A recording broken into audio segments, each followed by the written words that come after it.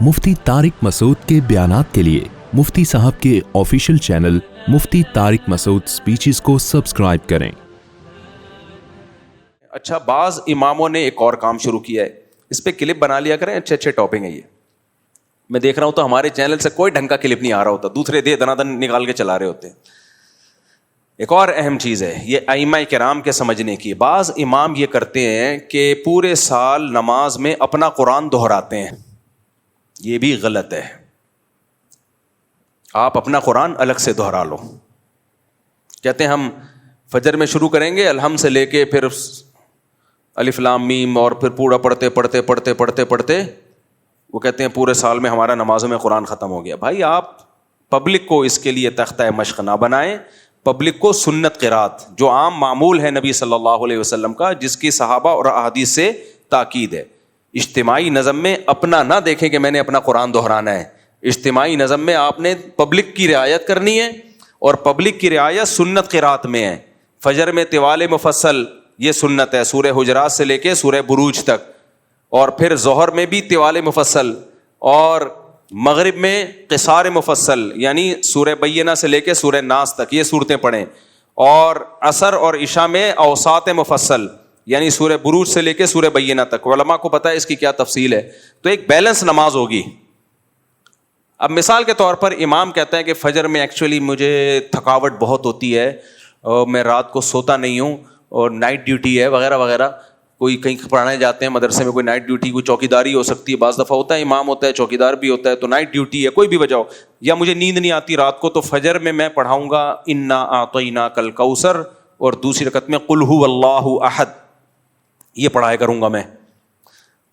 اب لوگ آ رہے ہیں بھائی فجر میں تو طویل صورتیں پڑھنا سنت ہے، سورہ مزمل پڑھیں، آپ سورہ ملک پڑھیں، سورہ نون قلم پڑھیں، طویل صورتیں فجر میں پڑھنا سنت ہے۔ صحیح حدیث ہے حضرت عائشہ کی کہ بھائی فجر کی 2 رکعتیں ہیں ہی اس لیے کہ ان میں قرات زیادہ لمبی ہے۔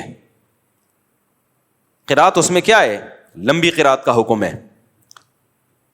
اور وہ کہتا ہے چلو وہ مغرب میں لمبی پڑھ لوں گا، میں مغرب میں سورہ ملک پڑھوں گا پہلی رکعت میں، دوسری رکعت میں سورہ دہر پڑھوں گا، تو صحیح ہوگا یہ۔ اب اس سے کہا جائے یار تم یہ تو غلط ہے، تو سنت کے خلاف ہے، کہہ رہے بھائی میں مجبور ہوں، فجر میں تھکا ہوا ہوتا ہوں، مغرب میں فٹ فاٹ ہوتا ہوں۔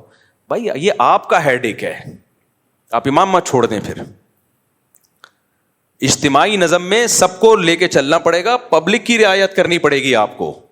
آپ تھکے ہوئے ہیں یا نہیں، کبھی کبھار ہو گیا تو چلو ٹھیک ہے، نارملی یہ ٹھیک نہیں ہے۔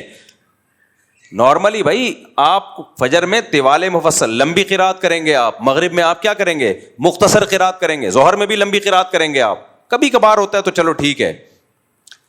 تو اجتماعی چیزوں میں پبلک کے حساب سے آپ کو چلنے کا حکم ہے، اپنے حساب سے چلنے کا حکم نہیں ہے۔ تو اس لیے جو ائمہ کرام نے ایک نیا کام شروع کیا ہے، وہ کیا کرتے ہیں کہ جی اپنا قرآن مکمل کر رہے ہیں، اس سے لوگ سنت قرات سے بھی محروم ہو رہے ہیں۔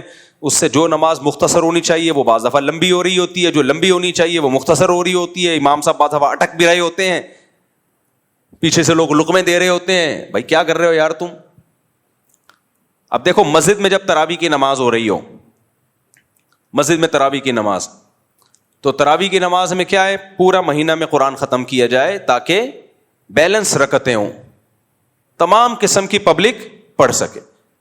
اب کسی قاری کو کہہ رہے نہیں میں 6 روزہ تراویح پڑھوں گا تاکہ میرا قرآن ختم ہو جائے، اور مجھے بہت سارے مصروفیتیں کام ہیں تو میں 10 روزہ پڑھوں گا، 6 روزہ پڑھ لیں، آپ گھر میں پڑھ لیں، آپ ٹھیک ہے نا، آپ تمبو لگا کے الگ سے پڑھ لیں، شادی ہال میں پڑھ لیں۔ مسجد جو محلے والوں کی مسجد ہے اس میں سب کی رعایت کی جائے گی، اس میں 27ویں کو یا 29ویں کو قرآن ختم ہوگا تاکہ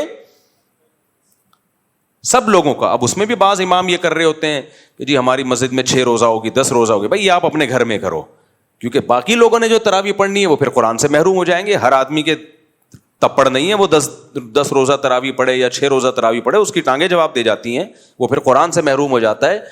تو یہ ایک مزاج ہے اسلام کا۔ یہ میں اتنی ساری مثالیں اس لیے دے رہا ہوں تاکہ اسلام کا مزاج سمجھ میں آئے، اور کہ اجتماعیت میں لوگوں کی رعایت آپ کو کرنی پڑے گی۔ تو اسی میں اذانوں کا بھی ہے بھائی، یہ جو مؤذنین بہت زیادہ اذانیں کھینچتے ہیں، تو میں اذان کا بتا رہا تھا، اشہد ان لا الہ، الہ میں الہ نہیں ہے، الہ الا اللہ، آگے لفظ اللہ کو کھینچ سکتے ہیں کیونکہ وقف آ رہا ہے آگے. اشہد ان محمد رسول اللہ میں کیا غلطی ہوتی ہے؟ اشہد میں ہا کو پہلے کھینچیں گے، پھر ان، اس کی بھی کوئی اینڈنگ پوائنٹ نہیں ہے. انا ہے بھائی، بس اتنا کافی ہے، اتنا ہی ہے اسلام میں.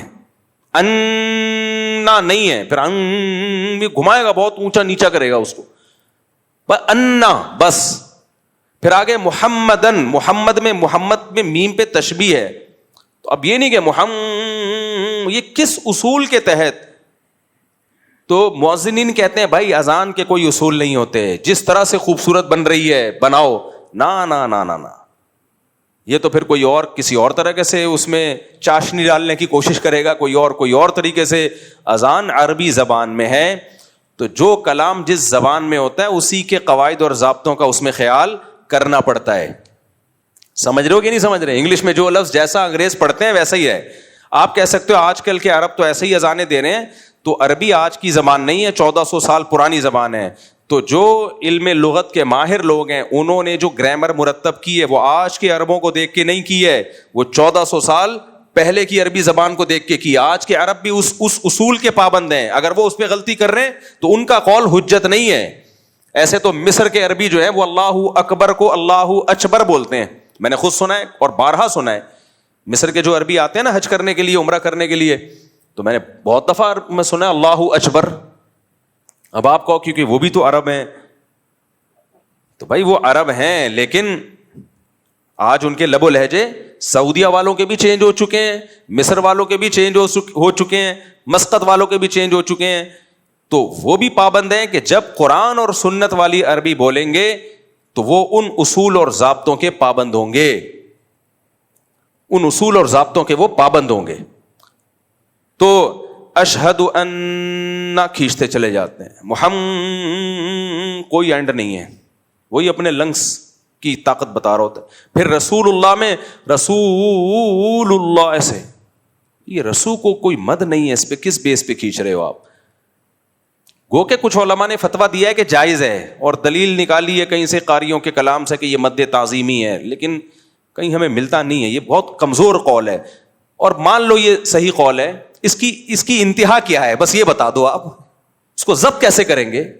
وہ رسول کو تعظیم میں کھینچتا چلا جاتا ہے، اپنے پھیپھڑوں کی طاقت دکھا رہا ہے وہ، تو مؤذنوں کو چھوڑ دیا جائے گا جتنا مرضی کھینچو آپ.